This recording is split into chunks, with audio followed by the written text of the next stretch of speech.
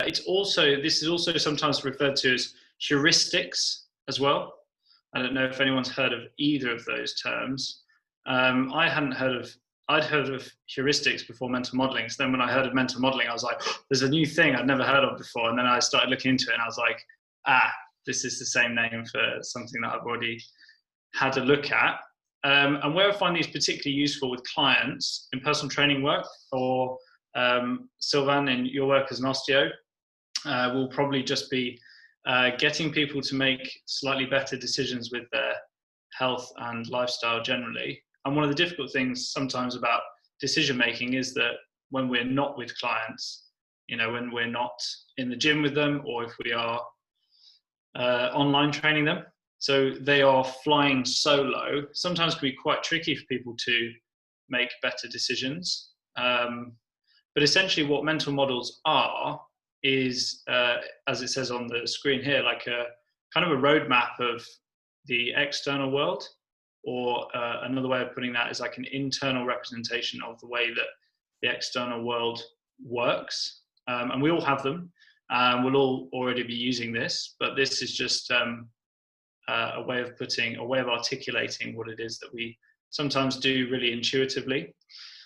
And the way to think about mental models is, because otherwise they can seem quite confusing as to what they are, or defining one from another can seem a little bit confusing until you think of them as ways of dealing with situations where you come up against a decision needs to be made. You come into a point where a decision needs to be made. Then they start to make a little bit more sense. And particularly if we are struggling to make a decision. So if we're finding it difficult to make a decision about something, which way to go, how to complete a task, or what behavior is correct, they can be particularly useful for those situations. So loads of instances with regards to like making decisions about nutrition, what meal should I have, go to the shop, what should I pick up off the shelf? Those kind of things are the things that I tend to deal with my clients. Sometimes, I guess, if they're training themselves, they come up against those decisions on their own as well. But they can be used across life generally. It's not just fitness, it's just that I've chosen to apply it to how I work with my clients. But it's important to note this diagram here in the middle. The mental model is the internal representation, and that then influences our behavior. But it also is a prediction of ours about how the behavior, what the consequences of that given behavior will be on the result of that behavior. And some of our mental models are not super effective. In fact, we're quite bad, generally, humans are quite bad at forecasting how things will go. We tend to be over-optimistic, we tend to overestimate our own abilities. And so there are mental models that have flaws that mean that we make bad decisions. And so that also opens up an opportunity for us to have a look at different models, improving existing models so that they are a more accurate representation of the reality around us. So I've certainly overestimated my abilities in the past and then got stung by things not going to plan or things not turning out as I wanted to. But what I'd like to think is that over time I've honed those models a little bit so that my expectation of how things are going to go is a little bit better aligned with how things actually do go. And that obviously leads to me being able to make better decisions. At least that's the idea anyway. Does that kind of make sense in terms of what mental models are? Is that clear enough? Yeah, sweet. Okay, good. Yeah. Okay, so in order to understand any of the following models, and what I've done is I've tried to provide lots of examples, because I don't know about anyone else, but when I first found mental models, I was really confused because they seemed to just span like the entire spectrum of human thought. And I was a bit like, this is a bit broad. So what made these make way more sense for me was when I said, when I'm faced with a problem, a difficult problem that I can't solve, I'm going to try X, and then insert that mental model there. And then I think what happens is they just tend to make a little bit more sense in your head. So we'll go through a few examples, because I think it's really, it really helps to actually go through lots of different examples, because they apply in so many different circumstances that having a look at lots of them, you might get a better chance of one of them clicking with something you recognize. So you might recognize a couple of these. These are some that I use with clients in sort of personal training quite often. So want versus need could be a heuristic. It's an example of a mental model. And basically it's being able to differentiate when you have a decision to make, whether the thing that you want to choose is going to be something that you desire, something you want, or whether it's actually something that you need.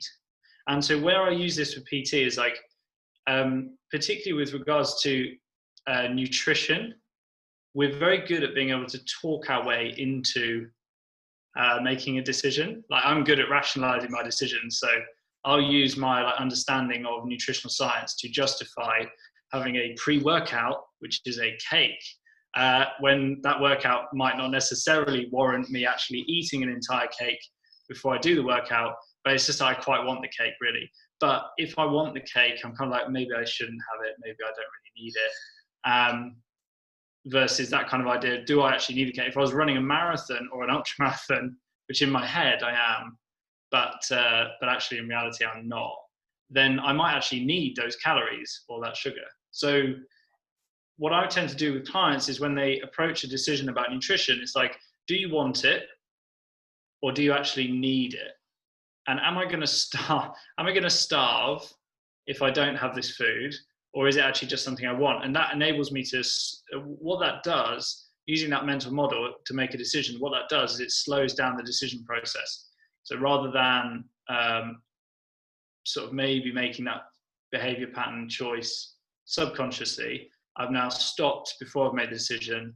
I've gone, do I want it? Do I need it? Okay, I want it. And then I've got a different set of decisions. Do I have it anyway? Because I've stopped and I've gone, I want it. No, it's okay to want things. I'm going to have it anyway.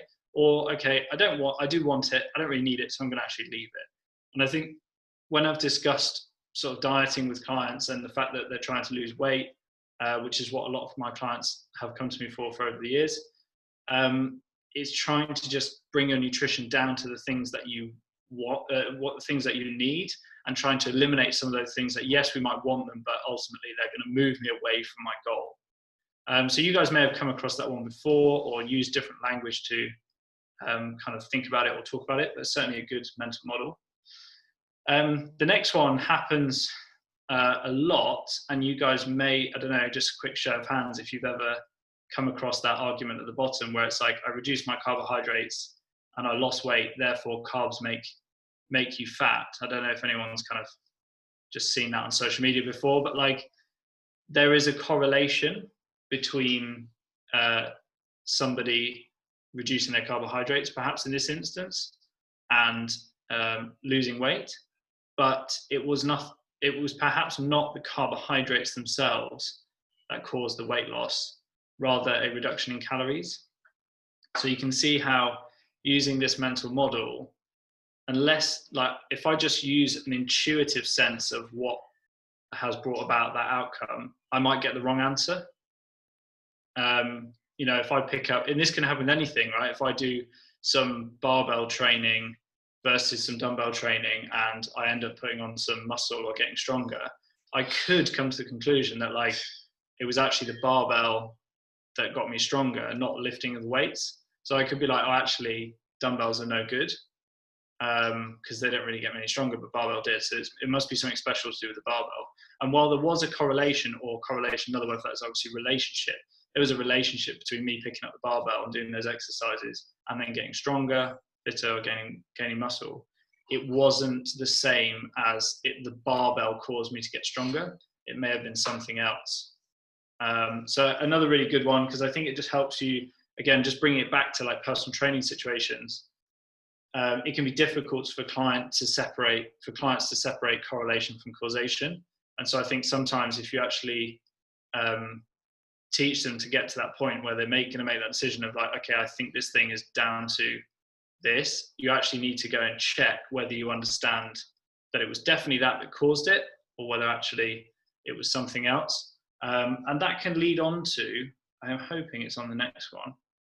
I think it is. Yeah, this fundamental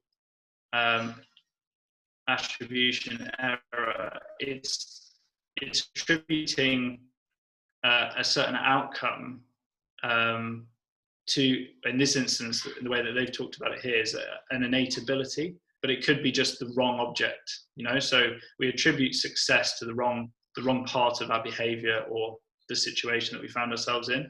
And so again, as a mental model, if you're aware that we have a tendency to attribute success to innate ability, like again, if I use myself as an example, obviously anything I've ever achieved is always down to my skill and my ability.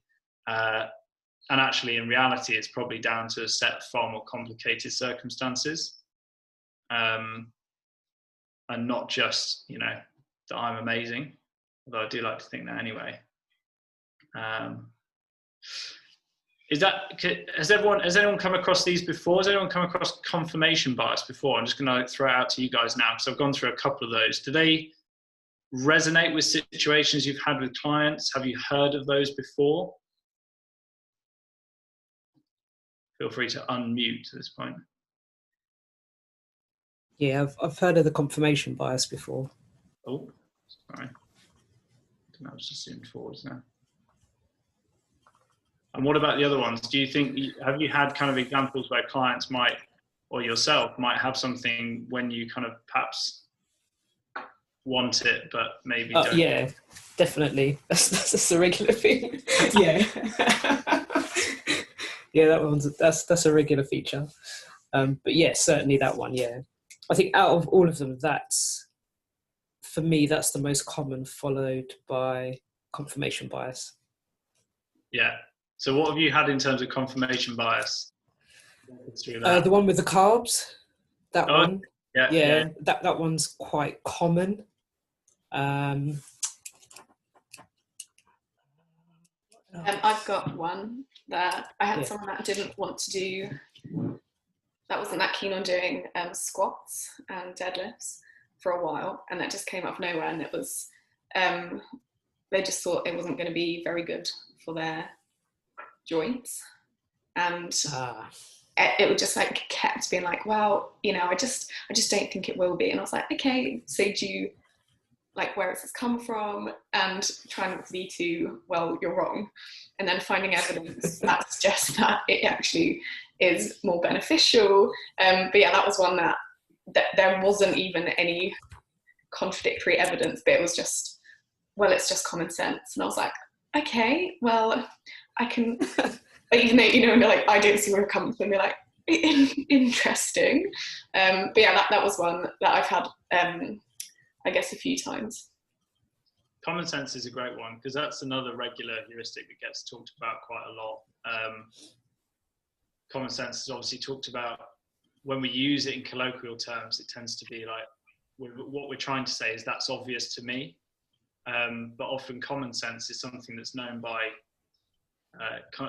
like the same as common knowledge, really, something that's known by everyone or nearly everyone. Whereas people have sort of bastardized that slightly and say, oh, it's common sense because I understand it, everybody else must understand it. And that in itself is exactly what we're talking about here. That is a mental model that is flawed in some circumstances. So the fact that you know it doesn't mean that everybody else knows it. And there's some, what I'll go into now is obviously that exactly what you touched on there, Kay, which is like, how do you go about challenging somebody's mental model without challenging the person? And the two are totally different, because somebody might have the ability to have a different mental model, but just don't know how to use it or when to deploy it. So you may well be more able to see like a trigger in a situation that enables you to change onto a different mental model to deal with that decision-making process. Whereas somebody who's not been in the fitness industry, maybe fitness is not a part of their life regularly, just hasn't had the actual chance to practice using a different model, even if they're aware of it. And so we all do this. We've all got mental models that are sat in the back catalogue that we don't get out at the right time. And that often leads to like hindsight thought, which is then you look back and go, oh shit, I should have done X. And we all do that, right? The power of hindsight is a wonderful thing. So yeah, that's what I'm going to kind of touch on. Yeah, go on, sorry, Kay. Just a quick question. You know the second one down where it says tendency to attribute success? Yes. Does that also work for failure as well? Yeah, massively. Absolutely. Yeah, we can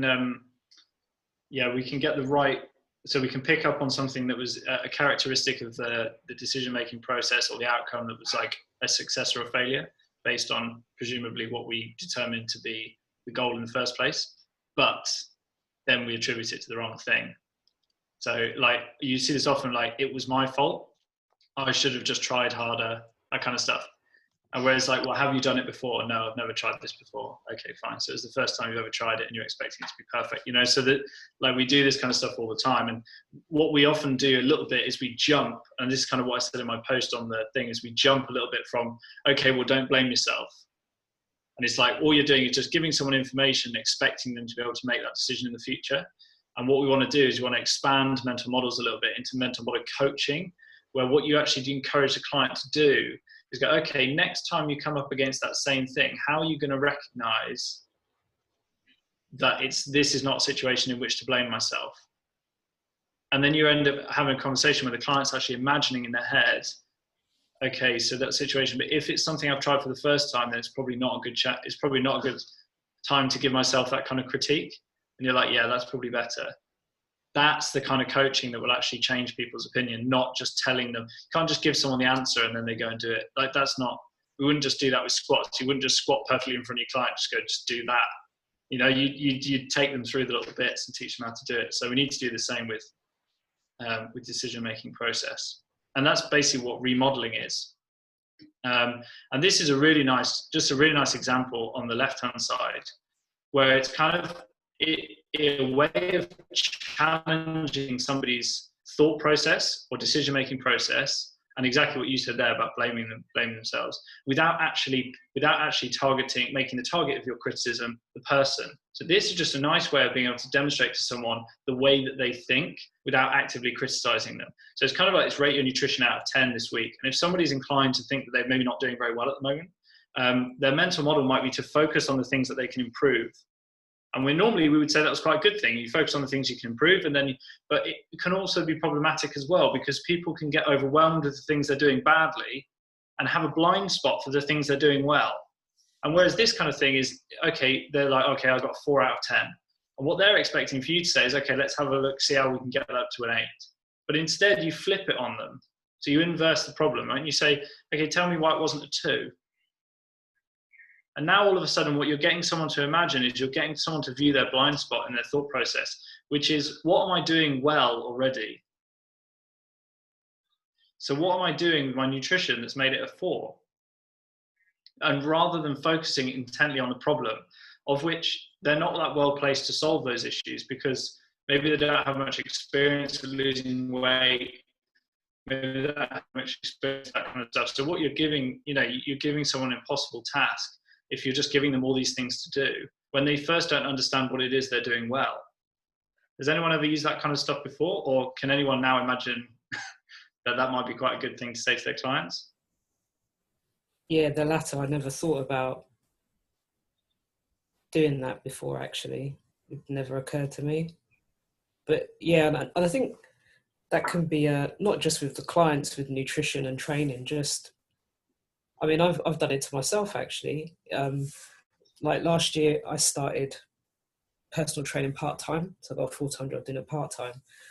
And, I started doing group training initially, and then it kind of evolved into doing some one-to-one sessions. But with the group sessions, if I felt the session went well, I was happy. But there were a number of occasions where I came out thinking I didn't really teach really well tonight, or something was off. But then I'd get messages in the WhatsApp group from the ladies like, yeah, it was a really good session tonight, blah, blah. And I used to think, wow, that's weird, because for me, it was just completely off, but for them, they loved it. So I realised as well, it's not about me, it's about them. It's not about the way I train for myself or how I feel when I train. It's about me making them feel good and providing that environment and that space for them to feel that. Or I found like a few times when I first started, kind of like just getting the music right, because I had this thing about the music's got to be right. And then if I felt the music was off, even though the rest of the session went well, so that was only like 10% out of 100, the rest of the session went well, I'd come away feeling really flat. So yeah, I wouldn't think, well, actually, okay, the music wasn't great tonight. come up with another playlist for the next session, but 90% of the session went really well, and focus on that. I'd focus on the 10% that the music was off. Yeah, absolutely. I think you've done what you've done there is basically just done some remodeling on your own, which is great. And that kind of thing of refocusing on, is it about me or is it about them? And focusing on them is like such a good coaching mental model to have, that being client focused. The other one of like, it's not necessarily my fault in terms of blame if the session went badly, but it was my responsibility as the coach to kind of improve it for next time. So this like separation of blame and responsibility is a nice one as well. But I've focused here on inversion, because I think inversion can be huge for helping when people are feeling overwhelmed by the task, which when you're coaching beginners in the gym or beginners with weight loss, I think can be enormously useful, because what people will focus on is often what has inspired them to lose weight in the first place. So there's kind of unreachable, unattainable goal over here where somebody's got a six-pack or somebody's lean, or they want to get back to where they were before they start gaining weight. It's all that classic kind of stuff that we get in PT. But what it leads to is like you're striving for this perfection. You're always looking forwards. You're like blinkered forwards but that's the space you've never been into before. That's the unfamiliar territory. That's what other people do, but I don't do it, so that you run into all sorts of challenging problems when people are trying to make decisions about nutrition based on a lack of experience. They just don't have the experience to be able to make those good decisions. But what they will often have more experience with is the other stuff that's not great, right? And so while you don't want to spend sessions focusing on talking about things that aren't fantastic, I tell you what's very useful is if somebody's getting a little bit overwhelmed by making decisions going forwards, you flip the problem around and go, okay, how do we avoid going backwards? And you'll be amazed how easily someone will tell you what a bad diet is, what a not good exercise routine is, and whereas people who are more experienced, who've been doing it for a long time, who've maybe seen some success, will be much better placed to tell you how they're going to go forwards and how they're going to refine that going forwards. Whereas with beginners, it's a different coaching model. I think you have to get them to think differently. And sometimes if they are stuck for ways to progress, it is nice to invert the problem. And you can do that with any problem. So rather than how do we improve this, how do we stop it from going backwards? Rather than perfecting it, how do we stop it from being crap? And it changes the way that people view the problem. And sometimes for some people will make decisions clearer. There are loads of these, I guess, models out there, and I'm going to post a link to a really good article that's got I think it's got 101 different examples of mental models from across different disciplines, not just psychology, thought, that kind of stuff, but also different industries that thought processes that are specific to different industries. But really, really useful to actually go through and steal some from other places. So I'll put that link up. So it's very difficult to go into them in a lot of detail in the amount of time that we've got. But it's just flashing up telling me I've got 10 minutes left. So we'll see how I get on with this last bit. So in terms of the practical application of talking to clients and in terms of coaching, the main thing I do with clients when I'm if I've identified they're struggling to make decisions, is trying to get them to imagine different scenarios. And what I want them to do is essentially tell me how they're going to behave in those situations. And that gives me loads of information about how good their decision making is. And so I can just kind of quiz them on it. So, okay, so you walk into the supermarket, what do you buy? And they will often say, okay, I'm going to buy salad, vegetables, all the kind of stuff we've maybe discussed, right? It's perfect. Okay, fine. New situation, you walk into the supermarket, you're stressed and you're starving, hungry. Now what do you buy? Right, and often they will immediately go, yeah, okay, fine. In this case, I'm probably just going to go and buy whatever I want. Okay, fine. So when you get to the shelf, what are you going to do? Okay, do I want it or do I need it? Perfect. All you have to do is ask yourself that question. It'll stop you from impulse buying whatever it is. and it will help you to make that decision. Okay, I want this thing, but that's not what I'm doing right now. Do I need it? No, it's not part of the plan. Okay, I'm going to move on. I'm going to go and buy something else. It changes that process of shopping for them. It changes that habit. And so you can use all of these different mental models when you guys feel it's appropriate with that particular client, whether you think something like want versus need is going to work well, whether you think you need to talk to someone about how they are, you may be sort of justifying their own decision, like I do, and maybe attributing, that sort of the success of that decision to like, oh, it's, I deserve it or something like that. Those kind of thought processes sometimes can pop up like, I know it's not on the plan, but I've worked really hard all week, therefore I deserve it. Okay, let's have a look at like delayed gratification. What do you deserve? Do you deserve instant gratification now within the shop when you eat that thing? Or do you deserve to have the positive reinforcement of having made a better decision? And ultimately, do you need that fuel, that food thing you're going to eat for fuel, or are you having it to medicate for stress? I feel stressed, I just want to have something nice.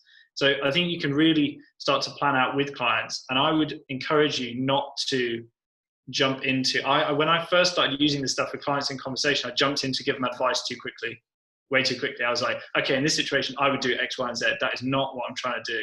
What I'm trying to do is I want them to come up with the ideas. So just kind of asking them, what do you think you could do in that situation to talk to yourself to make it easier to make the right decision? And exactly the same thing, if someone's coming to the end of a set, they're training themselves, they're at home, nobody's watching. If they stop exercising, nobody cares. They're only really going to be accountable to themselves, and their like legs are burning or whatever, and they're faced with a decision: do I carry on or do I stop and take the easy road out? And just kind of walking it, just asking them to walk them through that decision. So walk me through, what would you do? Why? How many sets would you keep going through? When do you stop? When do you, and I think that way the client, it's not just you getting information, but the client, as they actually talk it through, will realize that they already have a mental model for that process. And they'll already go, yeah, that's actually not that great. I would probably just give up at that point. Okay, fine. Next time I'm doing that, I'll tell myself that, not to focus on what's happening in my leg right now, but to focus on the long-term goal. Maybe I'll use that as a mental model to help me push through that step, whatever it might be. So clients will help you build these mental models really easy. You don't have to do much. And then the last part for me is just basically giving them permission to go and try it. Okay, well, let's try that. It's very specifically in that situation. Next time you come up against that thing, let's try out your new model and see how it goes, and we'll just report back. And I don't attach a huge amount of emphasis to it. Like, I'm not gonna, if it goes badly, it doesn't matter. We're just trying these things out and seeing what works, and it's a trial and error process, which is another mental model. But yeah, that's kind of the process by which I go through it. And we've now got 5 minutes and 15 seconds for questions, which is going to evaporate like that. So I apologize for rambling, but hopefully that made sense to everyone. Should I stop sharing? Yeah, Ross, it was interesting. I think a couple of the things I'd heard of before, but I didn't actually know. I never heard of this phrase, mental modelling, or the other name for it as well. So I didn't know what they were called. So no, it was really good. Good stuff. Yeah, I think everyone uses these already. It's just, I think when you give it a name and then you structure it, it becomes clearer how to use it and when, I think. Russ, do you find it occasionally, I don't know if you've ever tried it or kind of come across that kind of like an anchoring technique sort of thing, where you'll get a client to pay attention to something that potentially like a habit or some sort of thing that they do that triggers that behavior. Have you ever used any of this, the kind of mental modeling, remodeling, to either break those anchors or to set them? So by anchor, do you mean just like a habit that somebody's kind of really locked into? Yes, yeah. So it might be that every time they sit down on the sofa, that kind of trigger of sitting down on the sofa prompts them to go and grab a bar of chocolate or something like that. Some sort of behavior that triggers another one.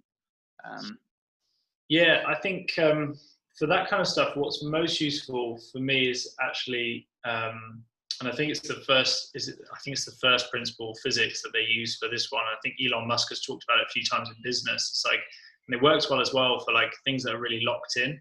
So breaking that behavior pattern down into its constituent parts and separating them out. So inherently being able to identify that sitting on the sofa is not a bad thing. You know, so being able to break it down into all of its separate parts, you know, having the, whatever it is, having the chocolate bar, sitting down, being tired, like walking through with the client, like in detail, what the situation is like from a psychological standpoint. What is it like? What are you doing at the time? What are the different behaviors? And once you've got it all separated down into parts, you can put them back in a different order so that they don't have that association with all of those behaviors combined. Once they start to separate it out in their mind, they can see that, okay, actually, it's just actually the stress component of me sitting down that is creating the behavior link between me sitting down and doing that. If I'm not stressed when I sit down, it's not like every time I sit down, I have a chocolate bar. So that's sometimes really useful as I break down behaviors and go, it's not sitting down that leads to the chocolate bar. It's the whole thing put together. So if we could create maybe a different response when you're stressed, where there isn't a chocolate bar involved, like go outside and go for a walk, or something else, we could slot in a different behavior that breaks up that pattern, and then rebuild that kind of behavior pattern again from the ground up. That kind of stuff can be really useful because it helps you and the client to identify the bit that's a real issue. Kerry, I know we have less than a minute to go. I was just going to say, when Rachel from a couple of weeks ago said every time she got an email, she said to her clients when they got an email that would annoy them to do like 30 air punches instead when they were angry. So like do something like that. But yes, that is time. It's going to kick us out in a minute. That was our mini workshop from Russ. Monty is taking next week. Yes. I think it's already on the Mighty Network, so you can check that out. And then I'll be doing the week after, so I'll post that up soon. Lovely to meet, or virtually meet a few more of you. Yeah, thanks very much. Really appreciate it. If you have any questions, just send them in, or just get in touch. So I hope everyone has a fab bank holiday weekend. Yeah, you too. Thanks very much, everybody. Thanks, guys. Cheers. See you later.